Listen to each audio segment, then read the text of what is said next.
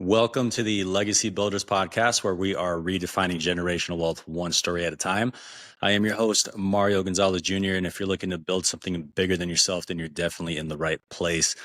Today, we have a very special guest, Mr. Scott Marker. Scott, I met you through an NIA group that you organize, and from my understanding, you're a franchisee of the Boise or Treasure Valley territory. So we definitely want to have you introduce yourself.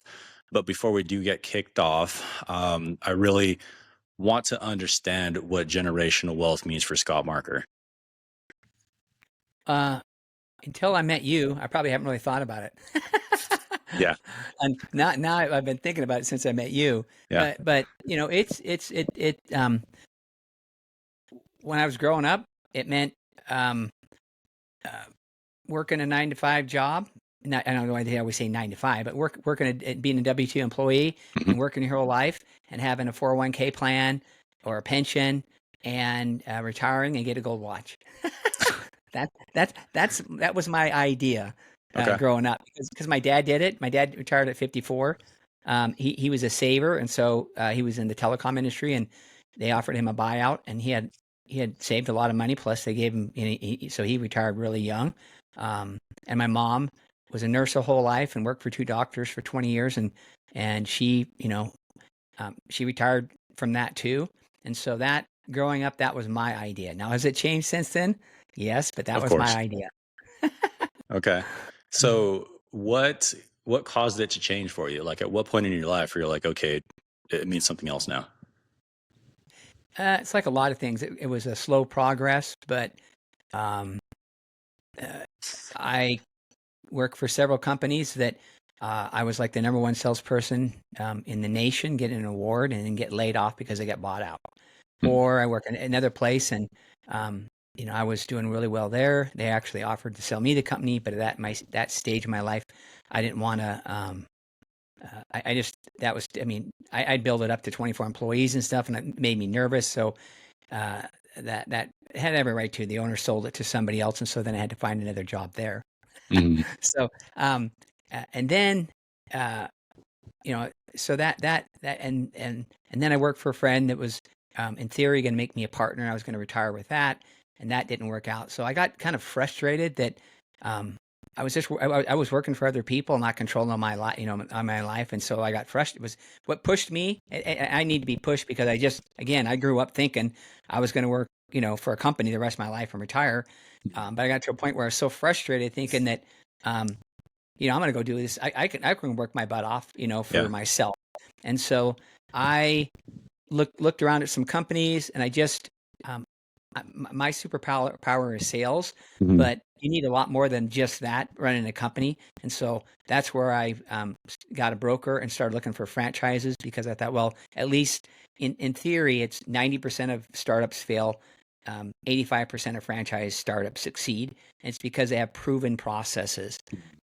And so that made me find the Network in Action down in Houston, Texas. That was over 7 years ago. And it's a once a month professional referral groups. They have 3 groups of business professionals like you and owners.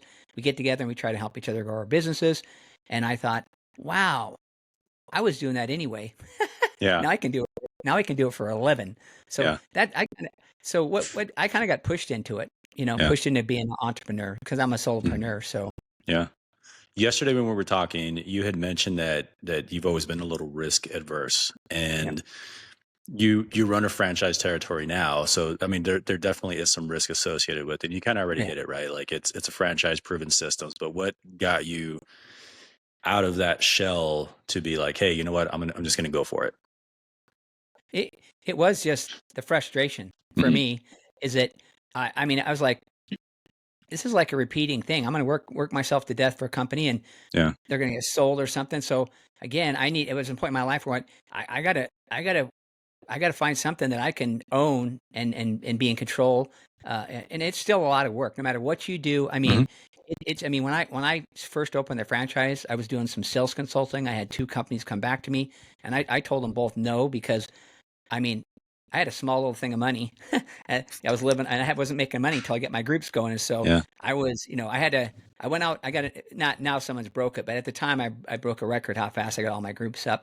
Yeah. Um, And so again, it was just I was risk averse, but I was just frustration, and it Yeah. just pushed me to saying, hey, um, the path I'm on just seems to not be working for other people. So I'm going to go see how it is working for myself. So, Yeah. and I love Yeah. it, and I love it. And in your childhood or growing up, so you mentioned that your parents were, W-2 or retired from your job, corporate world kind of thing. Was there anybody like an outside influence who you saw that, try to be a side hustler or did things on the side that kind of inspired you? Maybe you thought back to, in addition to the frustration, break out of your shell. I myself had tons of family members. I didn't realize it till later in No, life. My dad, he used to weld security fences. My uncle would start at a ranch. I DJ'd with him. Probably did 10 different things. So was there anybody in your life that kind of inspired you to take that leap? uh, Or it was just not. straight I mean, frustration? it was straight frustration. But it's like Man, that's my uncle, crazy. Yeah. my uncle and my aunt owned an insurance agency, and so that's kind of. I mean, there he was always on his own, but as a kid, I didn't understand it. That Yeah. he was. It just I didn't understand that whole Yeah. thing. And then I'd mentioned you this yesterday too. Is when I was speaking to my daughter's class about entrepreneurship, and I all of a sudden I thought, wait a minute.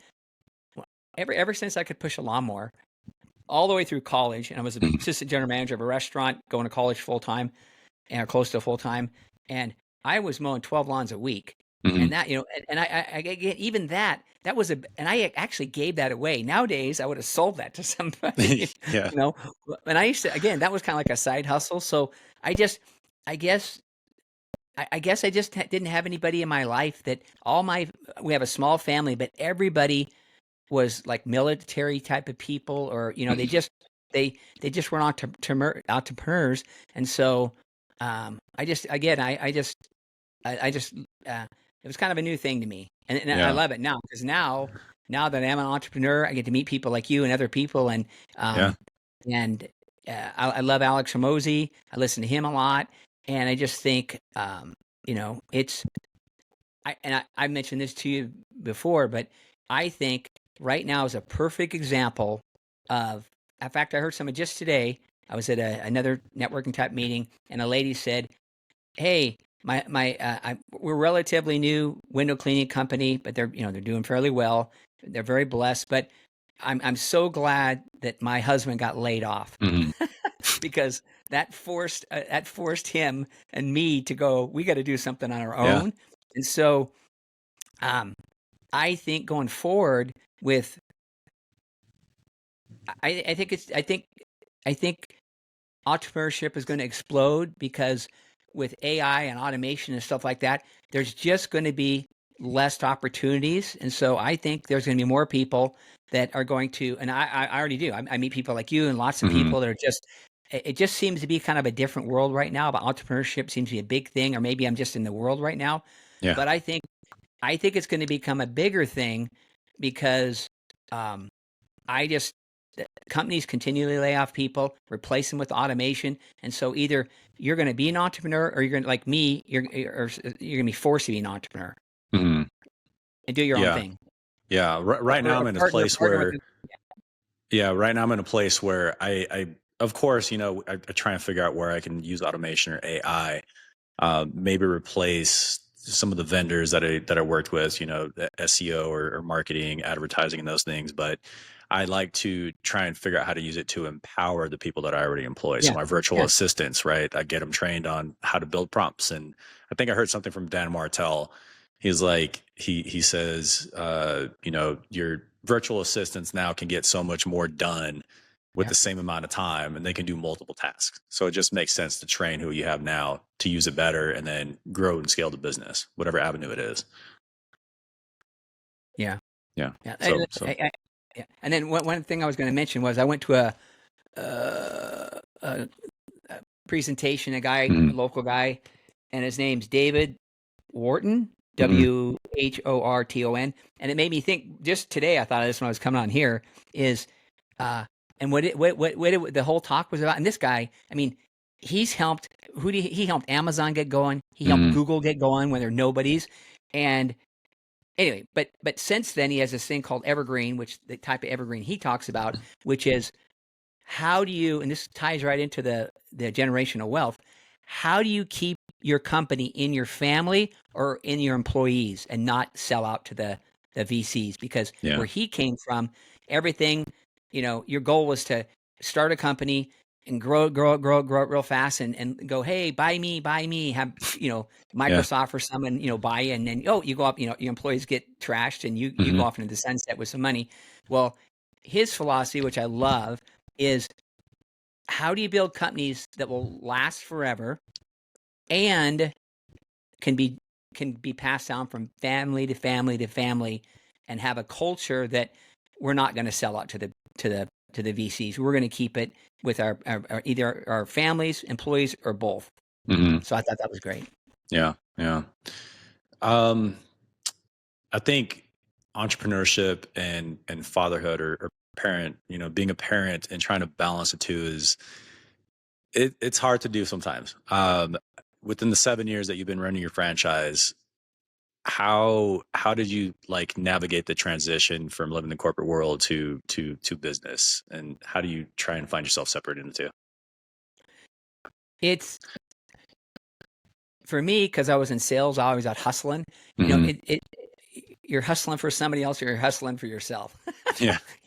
So Yeah. for me, that part wasn't that big a change because I was like, I've always, been a hustler.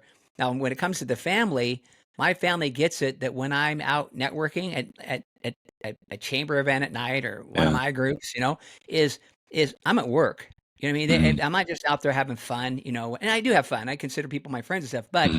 they all understand it. And like if I have a new customer or a customer sign up for another year or something, my family gets excited. I tell them, they'll go, yay. And so it's Yeah. kind of it's they've done a pretty good job. Not perfect. You have kids, not gonna be perfect, but a pretty Yeah. good job understanding that, hey, dad needs to work because that's what pays the bills. Hmm. My wife works too, but Yeah. that just because I work a lot out of the house, that doesn't mean that I'm not working. You know what I mean? Yeah.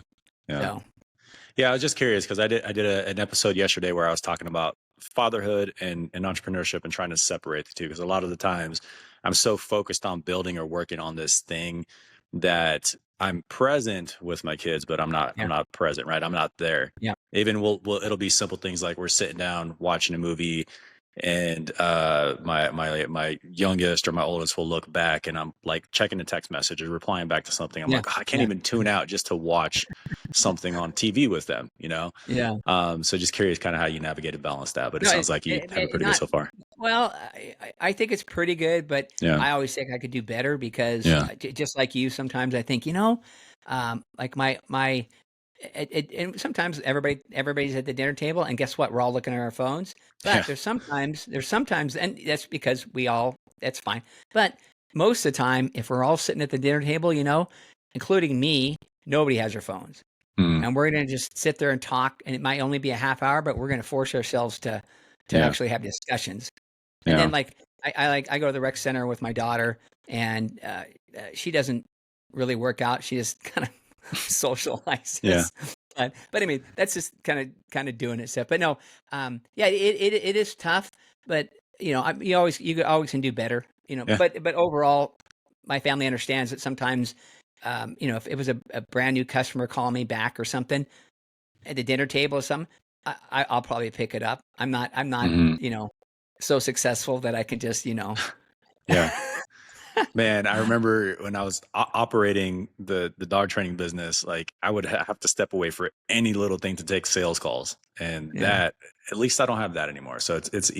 it has eased off a little bit, but still, it's there's always something, right? So, So hey, um, real quick. So yeah. so again, generational wealth. So what's it mean to you?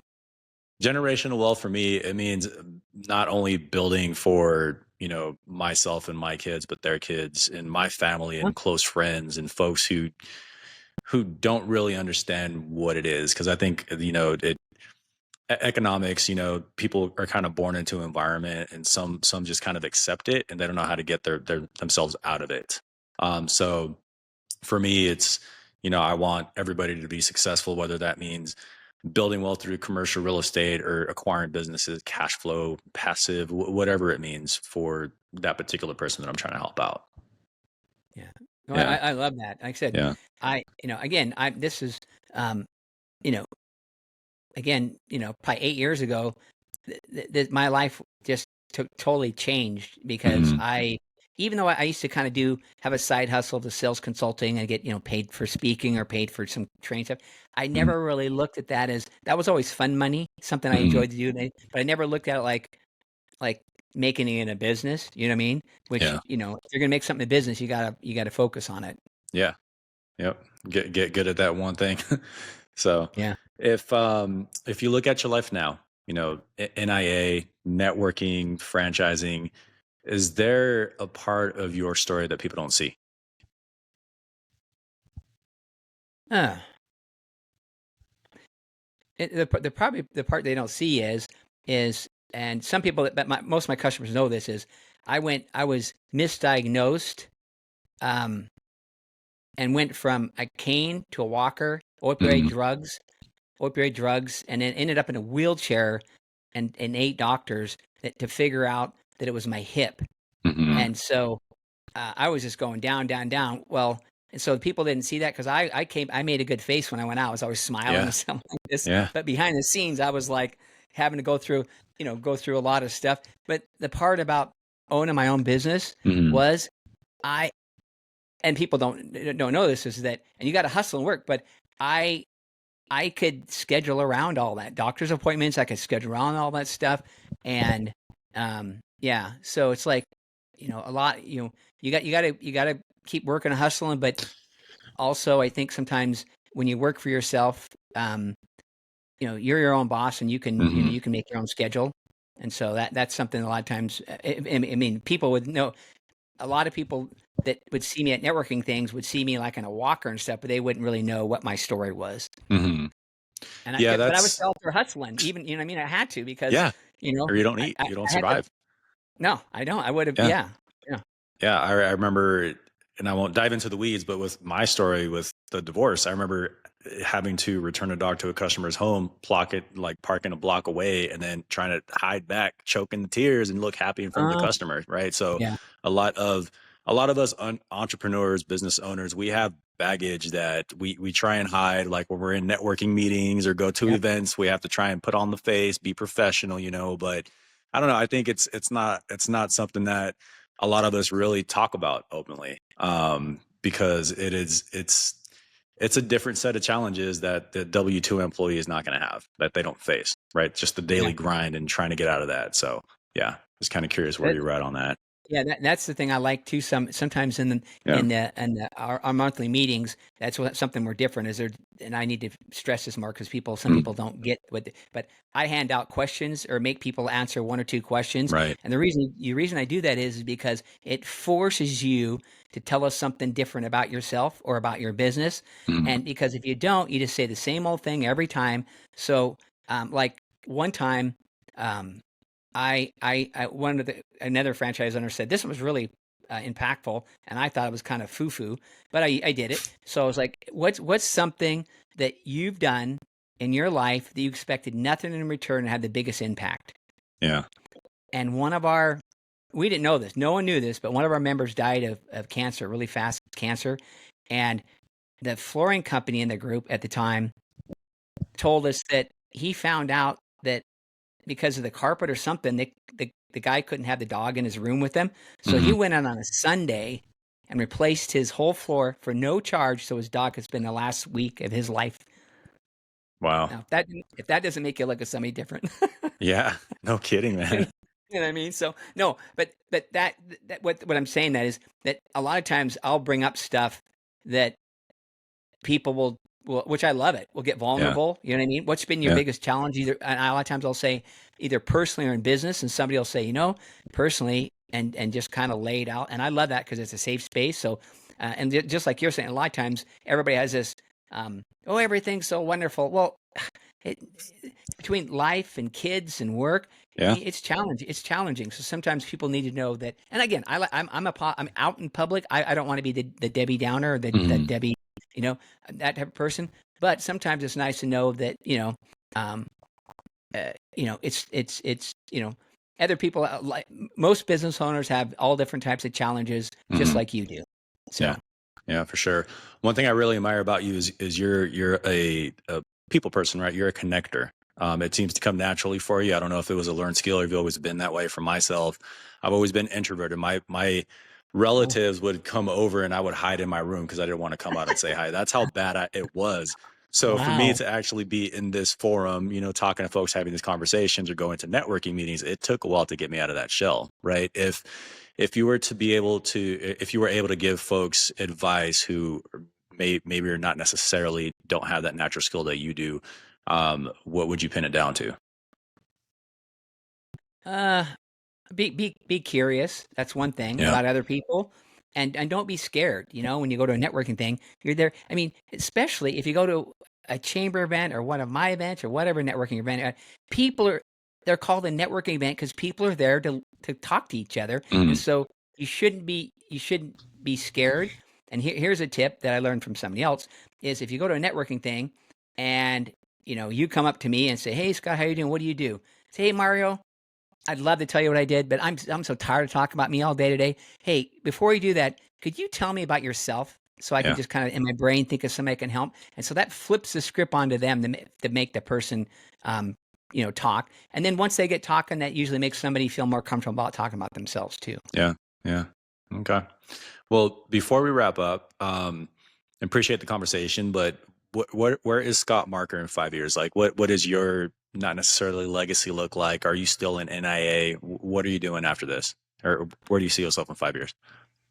Man, I'll tell you, that's a $1 million question. Yeah.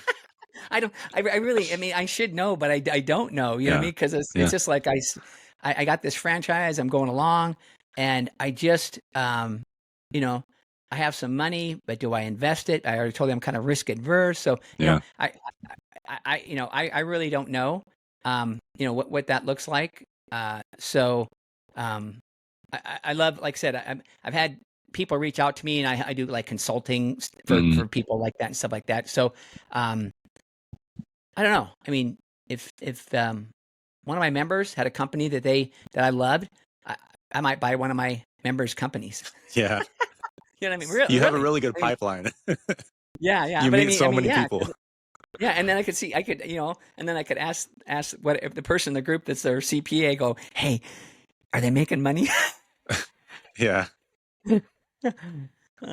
So no, I wish I knew, but I don't. But I've Yeah. thought about that, like Yeah. owning some other chat because I I love I I'm just my head is thinking about sales all the time in a good way, Mhm. good sales, and I can't believe how easy it comes to me when someone says they're challenged with sales and doing something, and so I'll just kind of brainstorm with them. They'll go, "Wow, that's such a Mhm. great idea," and it's because out of college. I stumbled into a sales job, so I was in sales my whole life. So I did it myself. I had coached other people doing it.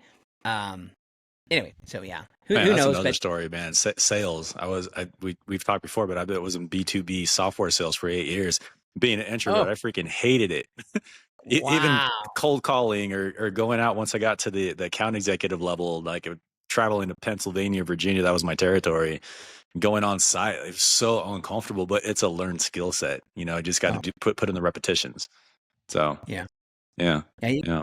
yeah, Well, yeah. Scott, for anybody who doesn't know who you are, how can they reach out to you, and who are you trying to help? Uh, here, I'm pretty narrow focused on local business owners here in the valley. That's really my target audience. And if they want to be part of the group or not be part of the group, I just want to know the that's what I want to do is know because I love to be that person when someone calls them. Of course, I'm gonna be biased towards my group going there first, but Yeah. then center. I just like to be that guy that knows owners that have run great businesses that you can refer with total confidence. So that's really what I'd like to do. Any small business owners here in the Treasure Valley. Yeah. Okay. Cool. Well, I really appreciate the conversation. Uh, I will make sure to drop your contact info in the bio or the Cool. the the description here. We got to hop on I'd again, just say man. I'd say real quick. Yeah. Tell people can reach out to me on LinkedIn. Yeah. Just say you heard me here on the, and that's, I love when people reach out on LinkedIn. I like to connect with people on LinkedIn and just connect with me and then say that you heard me on the podcast. Sounds good, man. Well, I appreciate the time, and we're going to Awesome. have another conversation because we got a lot to talk about. So Awesome. till the Thanks, next one. Mario. Hey, thank you.